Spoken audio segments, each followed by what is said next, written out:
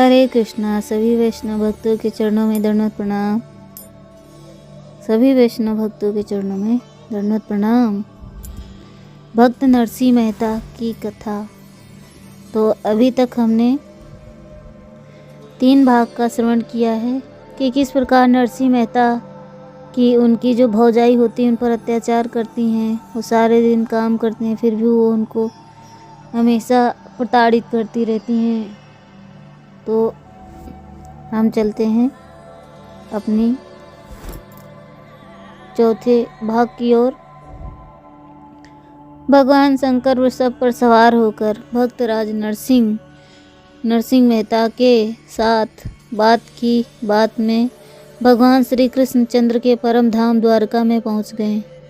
उस दिव्यपुरी की अलौकिक शोभा देखकर भक्तराज मुग्ध हो गए। उन्होंने उस धाम के विषय में कहा कि वहाँ की भूमि सोने की है, वहाँ के महलों में विद्रुम मणि के स्तंभ लगे हुए हैं और छत रत्नों से जड़ी हुई है।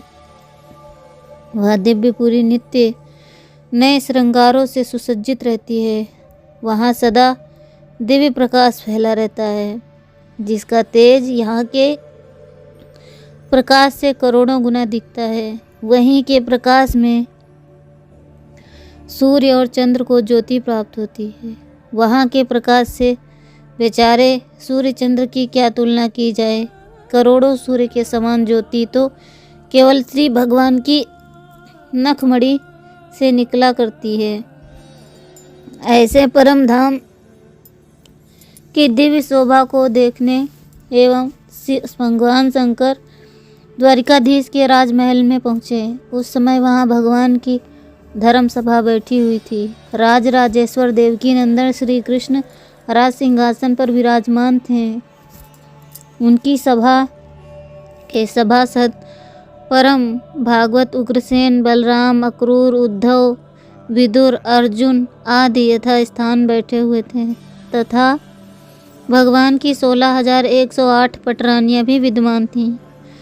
भगवान शंकर को देख सभी सभासद उठ खड़े हुए। उन्होंने स्वयं भगवान तुरंत आसन छोड़कर शीघ्रता से शंकर का स्वागत करने के लिए दौड़ पड़े। उन्होंने हाथ जोड़कर शंकर जी का स्वागत किया और उन्हें एक दिव्य आसन पर बैठाया। तत्पश्चात उनकी विधिवत पूजा करके आगमन का कारण पूछा। सदाशिव ने उत्तर दिया, भगवान आप यह जूनागढ़ का एक उच्च ब्राह्मण कुलोत्पन्न वैष्णव भक्त है। इसने 7 दिन तक कठोर तप करके मुझे प्रसन्न किया है और मैंने इसको वरदान में अपनी प्रिय वस्तु देने का वचन दिया है। इसलिए आज मैं इस वैष्णव भक्त को आपके पुनीत चरण कमलों में समर्पण करने के लिए आया हूँ। आप भक्त वत्सल हैं, सदा भक्तों के अधीन रहते हैं, अतएव आशा है मेरी प्रार्थना आप अवश्य स्वीकार करेंगे। इतना सुनते ही भगवान श्री कृष्ण ने प्रसन्नतापूर्वक भक्तराज नरसिंह राम के सिर पर हाथ रखकर उन्हें स्वीकार कर लिया और भगवान शंकर वहाँ से विदा हो गए। भक्तराज प्रेम से गदगद होकर श्री प्रभु के चरणों में लौट गए और अश्रुधारा से उन्होंने श्री चरणों को पखार दिया। भगवान ने भक्तराज को संबोधित करके कहा, वत्स मेरे और महेश्वर के स्वरूप में किंचित मात्र भी अंतर नहीं है। मैं शंकर को अपना आराध्य देव समझता हूँ और शंकर मुझको। इस प्रकार हम दोनों के अभिन्न होने के कारण तुमने जो शंकर की पूजा की वह वास्तव में मेरी ही पूजा की। प्रभु मैं किस योग्य हूँ? मैं तो भगवान सदाशिव की कृपा से श्री कृष्ण शरणम मम शब्द भर जान सका हूँ। इस प्रकार नरसिंह राम ने विनम्रतापूर्वक निवेदन किया, वत्स जो मनुष्य मुझे अपना स्वामी समझता है मैं उसका दास बन जाता हूँ। तुम्हारी नैष्ठिक भक्ति देखकर आज मैं अत्यंत प्रसन्न हुआ हूँ। इतना कहकर भगवान नरसिंह राम को अपने अंतःपुर में ले गए और उन्होंने अपना सारा वैभव नरसिंह राम को दिखाया। उस समय से नरसिंह राम स्वयं श्री भगवान की सेवा में रहने लगे। उन्हें दिनों शरण पूर्णिमा का समय आ गया और श्रीधाम में उनकी तैयारी हुई। तत्काल वृंदावन की तरह सुरम में रासमंडल तैयार हो गया और 16 सहस्त्र गोपियाँ और इतने ही भगवान के स्वरूप प्रकट हो गए। उसी समय भक्तराज ने भी गोपी वेश में अपना राग छेड़ दिया और वह भगवत गुण गान में एकदम तल्लीन हो गए। उनके इस भाव को देखकर गोपाल अत्यंत प्रसन्न हो गए और उन्होंने पुरस्कार में भक्तराज को अपना पीताम्बर ओढ़ा दिया। उसके बाद श्री भगवान ने शंख ध्वनि की और रास शुरू हो गया। भगवान ने नरसिंह राम के हाथ में दीपक देकर रास मंडल के बीच में खड़ा कर दिया।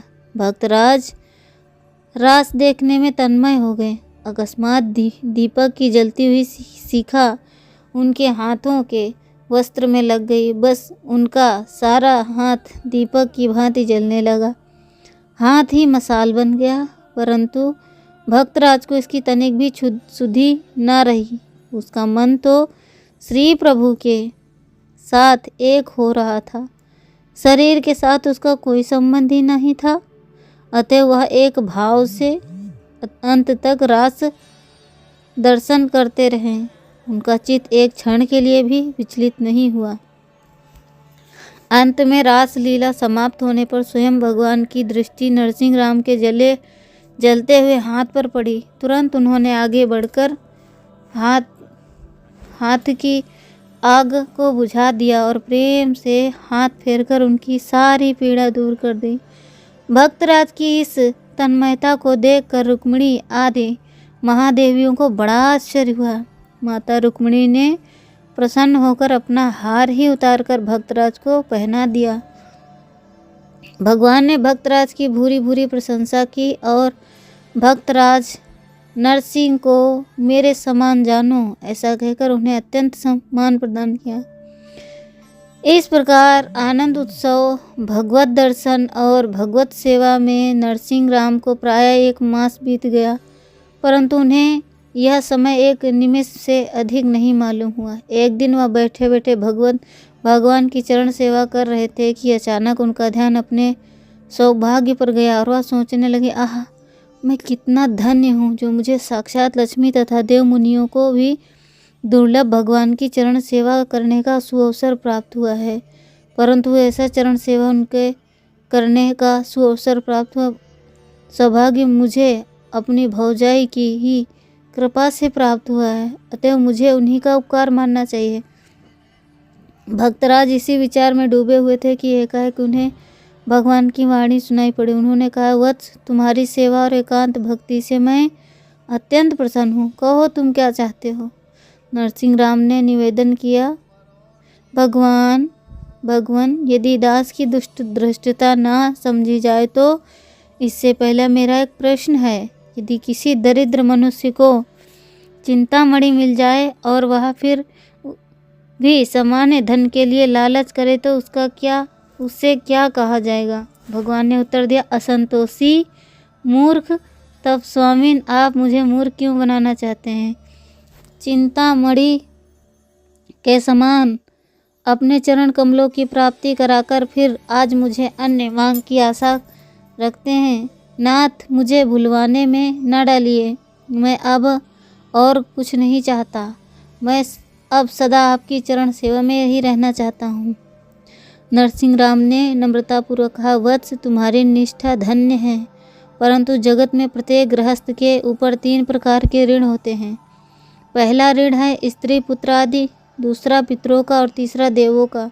मनुष्य गृहस्थ आश्रम को स्वीकार करके जब तक उन ऋणों से मुक्त नहीं हो जाता तब तक उसे पुनर्जन्म धारण करना पड़ता है। अतः मेरी आज्ञा से उसे आज्ञा से मृत्युलोक में जाकर तुम इन तीनों ऋण से मुक्त हो आओ। भगवान ने कहा। नरसिंह राम को यह सुनकर बड़ा दुख हुआ। भगवान से अलग होना उनके लिए सहनीय था, अतः उन्होंने सजल नेत्रों से कहा, प्रभु, आपके चरणों की धूलि प्राप्त होने पर भी कोई क्या ऋण शेष रहता है। नाथ, ऐसी आज्ञा देकर आप मुझे संसार में ना फंसवाइए। मैं संसार से त्रासित होकर आपके चरणों में आया हूँ। आपके चरणों से विमुख होकर मैं पुनः संसार के व्यवहारिक कार्यों में नहीं फंसूंगा। भगवान ने कहा, भक्तराज सत्य है, मेरी शरण प्राप्त होने पर जीव तमाम ऋण अनुबंधन से मुक्त हो जाता है। तुम भी अपने ऊपर कोई ऋण ना समझो, और लोक संग्रह के लिए तो ऋणों से मुक्त होना ही चाहिए। तुम जाओ, सब काम करो, मेरी पूजा समझ कर करो, साथ ही मेरे विग्रहों की भी अर्चना करो।